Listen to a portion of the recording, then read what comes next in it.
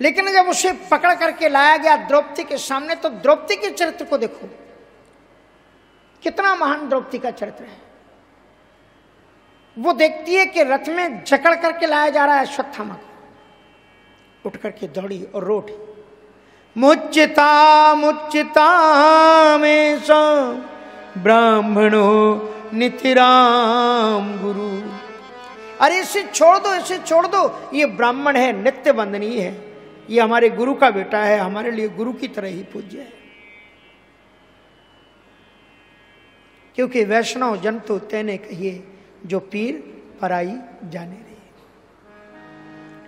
उसी समय भीम ने द्रौपदी को पकड़ करके झकझोर दिया कि जिसने 5 बच्चों की हत्या की है और तू उसे बचाने की बात करती है।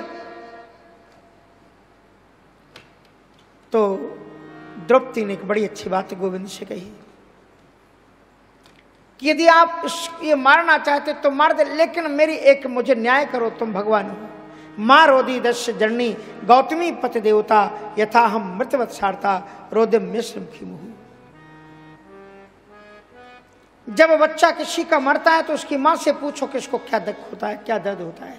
मेरे 5 बच्चे मुझसे बिछड़े हैं, मैं जानती हूं कि बच्चे के बिछड़ने का दर्द क्या होता है। इसलिए मैं चाहती हूं कि वैसा दुख दर्द मेरी गुरु माँ के जीवन में ना आए, क्योंकि जब ये मारा जाएगा इससे तो दंड मिलेगा, लेकिन इसकी जो माँ, मेरी जो गुरु माँ है, वो गुरु जी पहले ही रणभूमि में मार दिए गए द्रोणाचार्य जी, और जब उसका बेटा भी मर जाएगा, हमारी गुरु माँ रोएगी तो हम अपने गुरु माँ के आंखों के आंसुओं को देख नहीं सकते। माँ रोदी दस्य। अगर संसार की प्रत्येक स्त्री श्रीमद् भागवत के सिद्धांत को जीवन में उतार ले कि जो कष्ट मेरे जीवन में आया है, हे ईश्वर किसी स्त्री के जीवन में वो दुख ना आए, किसी स्त्री के जीवन में बच्चे का बिछोए ना हो, तो संसार में स्त्री को कोई दुखी नहीं कर सकता। इसलिए माँ रोदी दस्य जननी गौतमी। तो यहां पर कहते हैं कि द्रौपदी के जीवन में 6 विशेषताएं हैं, और ये 6 विशेषताएं हमारे जीवन में होनी चाहिए। कौन कौन सी विशेषताएं हैं? तो उन विशेषताओं में कहते हैं द्रौपदी के जीवन की जो विशेषताएं हैं, और उन विशेषताओं में बताते हैं धर्मम न्याय्यम सकरुणम निर्वलीकम समम महत्। राजा धर्म शतो राज्ञा प्रत्यनंदन वचोदजा। उसके जीवन में धर्म है। लोग कहते हैं तो बड़ा धार्मिक है, ये तो बहुत धर्म का बहुत बड़ा जानकार है। धर्म किसे कहते हैं? परहित सरे से धर्म नहीं भाई, परहित सरे से धर्म नहीं भाई, पर पीड़ा सम नहीं अधमाई, पर पीड़ा सम नहीं अधमाई, परहित सरे से धर्म नहीं भाई, परहित सरे से धर्म नहीं भाई, पर पीड़ा सम नहीं अधमाई, पर पीड़ा सम नहीं अधमाई। द्रौपदी के जीवन में धर्मम न्याय्यम, न्याय है कि मेरा बेटा मरा है, ऐसा दुख इसकी मां के साथ में ना आए। न्याय, धर्मम न्याय्यम सकरुणा, करुणा से परिपूर्ण है। अपने बच्चे रो रहे हैं, मर गए हैं, उनका दुख नहीं, उसके दूसरे के जीवन में दुख आए उसके लिए उसके करुणा के आंसू बह रहे हैं। धर्मम न्याय्यम सकरुणम निर्वलीकम। चौथी जो विशेषता द्रौपदी के जीवन में वो निर्वलिक है, छिद्रान वेशन की वृत्ति से रहते हैं, दूसरे दोषों को नहीं देखना चाहिए। और 5वीं विशेषता है समम। आत्माउपमेन सर्वत्र समम पश्यति अर्जुन, सुखम वायदि वा, गीता का श्लोक है, सुखम वायदि वा दुखम सायोगी परमोमता। जो अपने सुख दुख की तरह प्रत्येक प्राणी के सुख दुख को जो समझ सके, उसी का नाम समत्तम योग मुच्यते। सभी में समान भाव आ जाए, इसी का नाम योग है, समत्तम योग, इसी को योग कहते हैं। सभी में सिया राम में सब जग जानी, करो प्रणाम समत्तम योग उच्चते। और द्रौपदी में ये भाव है कि जैसा मेरा दुख उसी तरह से दूसरी की भी नारी के दुख को अपना दुख समझो, समम। और छठी जो उसके जीवन में विशेषता है वो महान है, महत।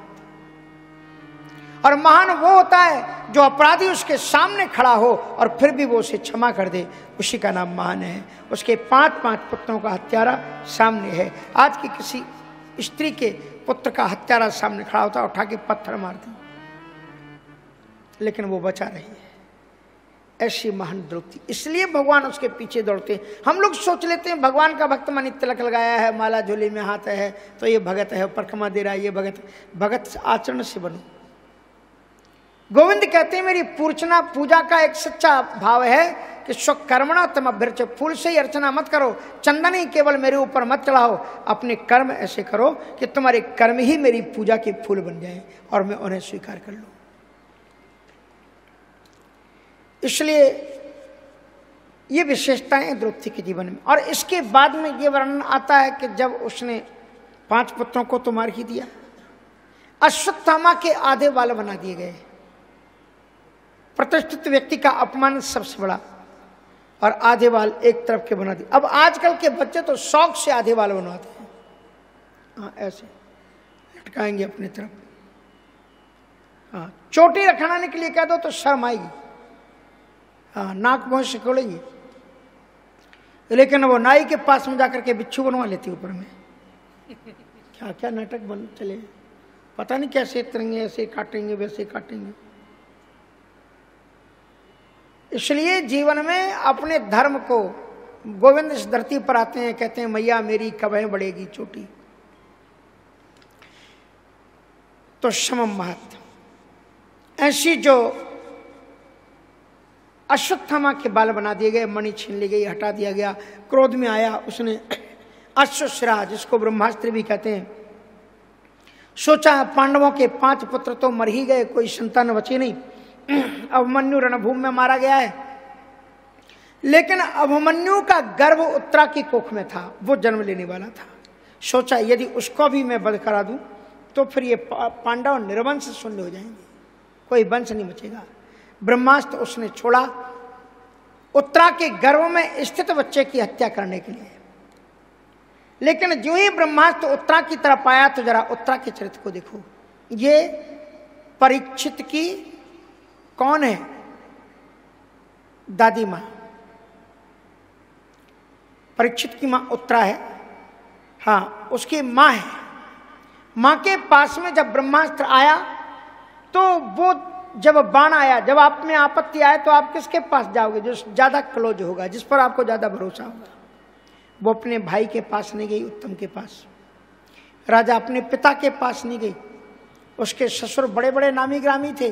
भीम के पास नहीं गई कि मुझे बचाओ उससे, अर्जुन के पास नहीं गई कि मुझे सुब्रह्मण्य से बचाओ, नकुल सहदेव युधिष्ठिर किसी के पास नहीं गई।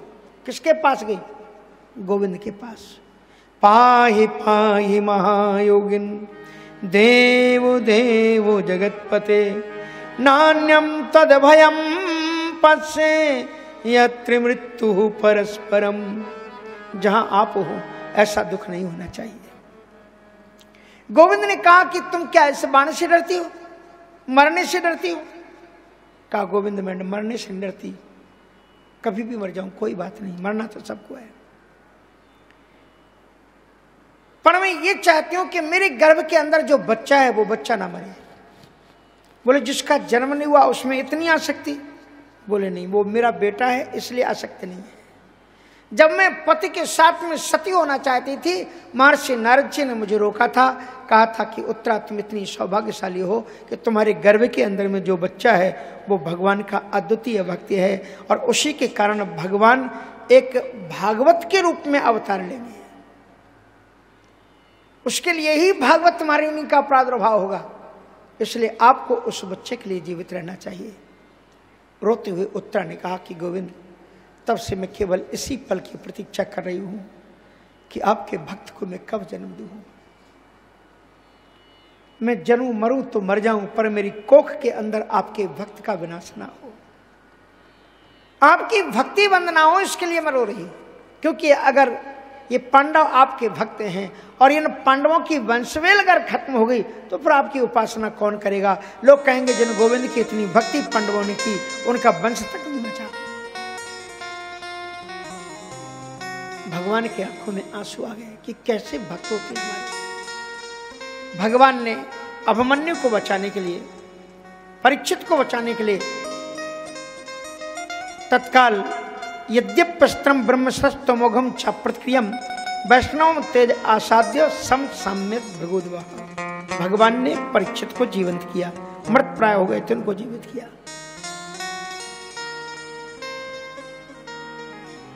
तो उत्तरा ने यह बताया कि जीवन में जब भी आपदाएं आए तो दुनिया के सामने मत जाओ, भगवान के सामने शरणागति में जाओ। इसके बाद में वर्णन आता है कि गोविंद जब द्वारकापुरी को जाने लगे तो कुंती बुआ उनके सामने आई और अत्यंत अधीर होकर के रोने लगी। गोविंद ने कहा कि बुआ हर पल हर क्षण तो मैं तुम्हारे पास रहता हूं। कहा वो तो सब ठीक है, लेकिन मैंने सुना है कि तुम भगवान हो और तुम सबको सब कुछ देते हो, वरदान जो भी मांगे उसे आप वरदान देते हो, लेकिन आपने मुझे कोई वरदान नहीं दिया। बोले कह करके तो देखो क्या चाहिए। हे गोविंद अगर दे सकते हो तो विपदा संतु न शश्वत तत्र तत्र जगद गुरु भवतो दर्शनम यत्सा द पुनर्भवदर। मैं ये चाहती हूं कि मेरे जीवन में केवल आपत्तियां ही आपत्तियां हैं। कहा बुआ ये क्या कह रही, कहीं धोखे से तो नहीं कह रही? कहा नहीं नहीं, मैंने जीवन में दुख पर पीएचडी की है, मैंने सुख कम दुख ही ज्यादा देखा है, लेकिन जब जब मेरे दुख में आया गोविंद मैंने आपको पुकारा और आप सामने चले आए। आज मेरे जीवन में पहली बार सुख आया है कि मेरे बेटे युधिष्ठिर इस समय पर यज्ञ राजा बन गए। एक और युधिष्ठिर की जय सुनाई पड़ रही है, पर उसी बीच में एक दासी ने कहा कि गोविंद अब द्वारिका प्रस्थान कर रहे हैं। तो कहते हैं वो सुख जिस सुख के आने पर गोविंद हमसे जुदा हो जाए, दूर चला जाए, उससे गोविंद वो दुख ज्यादा अच्छा है जिस दुख के रहने पर भगवान मेरे पास बने।